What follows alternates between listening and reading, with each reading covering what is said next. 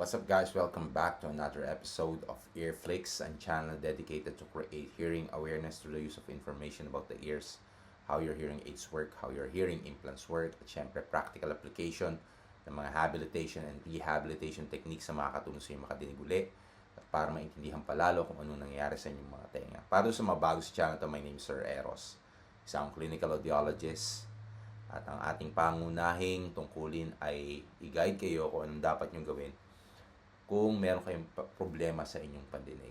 In this episode, pag-uusapan natin kung paano mag-prepare for hearing test. So, kung mapapansin nyo, last 3 episodes na tinalakay natin ay walang iba kundi yung mga type ng hearing losses. Okay? This time around, kung nakumbinsi ko na kayo na magpa-hearing test, ano ba yung mga dapat nyong preparation na dapat gawin bago kayo pumunta sa inyong audiologist para i-perform yung hearing test. Okay. So, una nyo gawin is kailangan pagpahingahin nyo yung inyong tenga within 24 hours. Okay. Bakit kailangan natin siyang pagpahingahin? Kasi kadalasan, kung meron tayong noise exposure, meron tayong tinatawag na temporary threshold shift na kung saan mag-a-appear na kailangan natin ng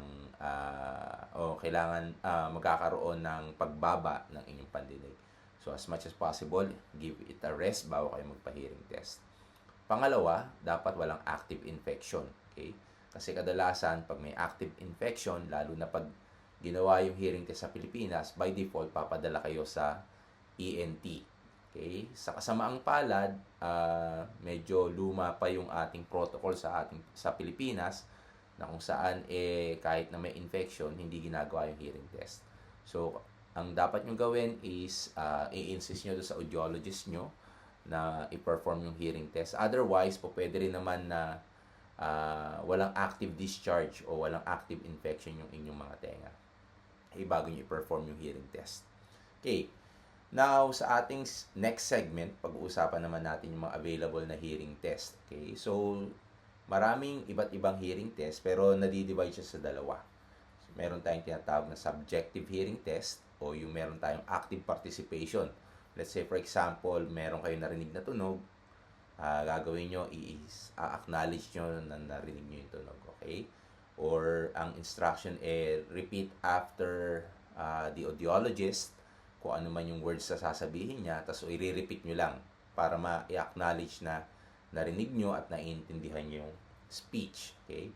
Yung second type ng hearing test, yung tinatawag nating objective test, na kung saan wala tayong active participation, na kung saan pine-perform lang ng inyong hearing healthcare provider yung test at syempre may kaukulang response galing sa katawan natin. Okay? So, ano-ano ba yung mga subjective hearing test? Meron tayong tinatawag na pure tone audiometry. Your pure tone audiometry, nagpe-present tayo ng single frequency tone sa ating audiometer na kung saan ang instruction at dapat nating respond as long as naririnig yung tunog, pe-press nyo yung switch or i-acknowledge nyo na narinig nyo yung tunog. Okay?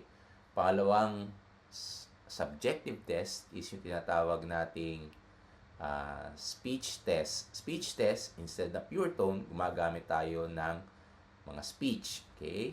Minsan, tinatawag natin siyang word recognition scores.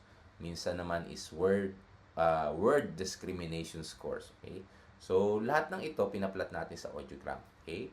Sa audiogram, doon natin pinaplat at malalaman kung ano yung type and degree of hearing loss. Kung gusto nyo balikan yung topic about that one, click nyo lang yung link dito sa ating channel para ma-review nyo siya ulit. Okay?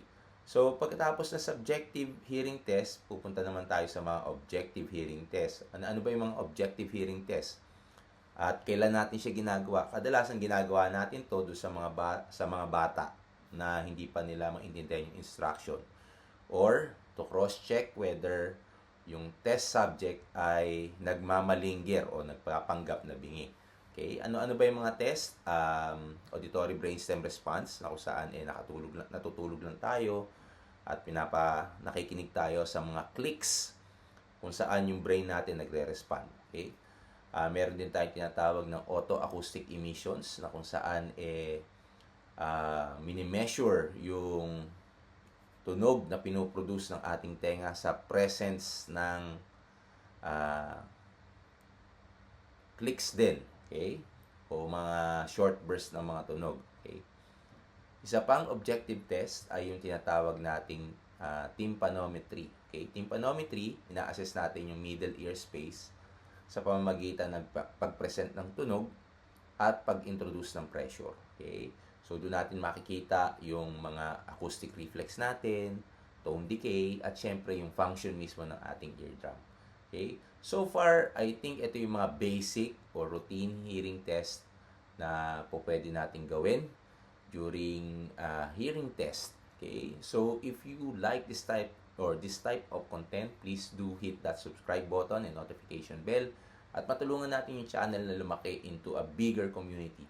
So far, meron na tayong 40,000 subscribers. Sana mapagpatuloy pa natin mapalaki to at mapausad ang better hearing healthcare sa bansang Pilipinas. This is again Sir Ero saying we will make the disabled able. Paano natin gagawin yon? By hitting that subscribe button and notification bell. And see you in our next video. Hanggang sa muli, paalam, bye!